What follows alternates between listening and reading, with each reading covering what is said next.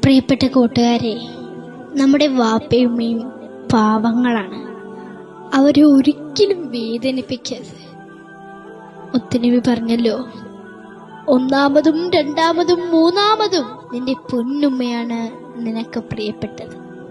ആ ഉമ്മാനെ നീ വേദനിപ്പിക്കലേ മോനെ. നമ്മുടെ മുത്തുകളാണ് വാപ്പയുമ്മയും, അല്ലേ? നമ്മുടെ മുത്തുകളാണ് വാപ്പയുമ്മയും.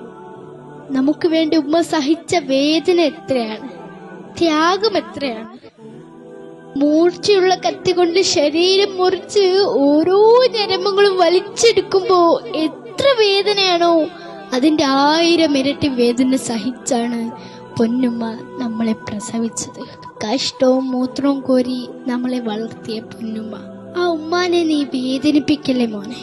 പകൽ മുഴുവൻ ജോലി ചെയ്ത് ക്ഷീണിച്ച് തളർന്ന് രാത്രി ഉറങ്ങാനായി കിടക്കുമ്പോ പാതിരാത്രി നീ കരയുമ്പോ നിന്നെ സ്നേഹത്തോടെ കോരിയെടുത്ത് അമ്മിഞ്ഞു തരുന്ന പൊന്നുമ്മ. ഭിത്തിയിലോ കട്ടിലിന്റെ കാലിലോ ചാരിയിരുന്ന് ആ പാവത്തിന്റെ കണ്ണടഞ്ഞു പോകുന്നുണ്ടാവും. അപ്പോഴും ആ ചുണ്ടിൽ നിന്നെ ഉറക്കാനായുള്ള താരാട്ടുപാട്ടുണ്ടാക്കും. ഉറങ്ങാതെ നമ്മൾ ഉറക്കാൻ താരാട്ടുപാടിയ പൊന്നുമ്മ. ആ ഉമ്മാന്റെ മുഖത്തേക്ക് നീ ദേഷ്യത്തോട് നോക്കല്ലേ കൂട്ടുകാരെ. തർക്കുത്തരം പറയല്ലേ കൂട്ടുകാരെ. ഉമ്മയൊന്ന് വഴക്ക്